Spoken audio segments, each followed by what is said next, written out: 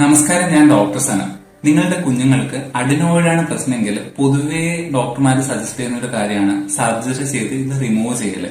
എന്നാൽ ഇതിന്റെ പ്രധാനപ്പെട്ട കോസ് എന്ന് പറയുന്നത് നിങ്ങളുടെ കുഞ്ഞുങ്ങൾക്ക് ഇടയ്ക്കിടയ്ക്ക് വരുന്ന പനി, ചുമ, ജലദോഷം അല്ലെങ്കിൽ ഈ അലർജി കംപ്ലൈന്റ് ഇവയൊക്കെ ആവും. അതുകൊണ്ട് നമ്മൾ എന്താ ചെയ്യേണ്ടതെന്ന് വെച്ചാൽ ഈ അഡിനോയിഡ് എന്ന് പറയുന്നത് ഇതിന്റെ ഒരു ബ്രാഞ്ച് മാത്രമാണ്. ഇതിന്റെ റൂട്ട് കോസ് എന്ന് പറയുന്നത് ഇത്തരം കാര്യങ്ങളാണ്. അതുകൊണ്ട് ഇത്തരം അലർജി പോലുള്ള കാര്യങ്ങൾ അല്ലെങ്കിൽ ഇടക്കിടക്ക് വരുന്ന വൈറൽ ബാക്ടീരിയൽ ഇൻഫെക്ഷൻസും കാര്യങ്ങളൊക്കെ നിങ്ങൾ പ്രോപ്പറായിട്ട് ട്രീറ്റ് ചെയ്ത് മാറ്റിയാൽ തന്നെ നിങ്ങളുടെ കുട്ടികളുടെ അഡിനോയിഡ് പൂർവ്വസ്ഥിതിയിൽ എത്തുന്നതായിരിക്കും. അതിന് സർജറി ചെയ്ത് റിമൂവ് ചെയ്യേണ്ടതായിട്ടുള്ള പിന്നെ ഒരു പ്രധാനപ്പെട്ട കാര്യം എന്ന് വെച്ചാൽ നമ്മുടെ അഡിനോയിഡ് എന്ന് പറയുന്നത് നമ്മുടെ ഇമ്മ്യൂൺ സിസ്റ്റത്തെ ഹെൽപ്പ് ചെയ്യുന്ന ഒരു പാർട്ടാണ്. അതായത് ലിംഫ് നോഡ്സ് ഒക്കെ പോലെ തന്നെ ഇമ്മ്യൂൺ സിസ്റ്റത്തെ ഹെൽപ്പ് ചെയ്യുന്ന ഒരു പാർട്ടാണ്.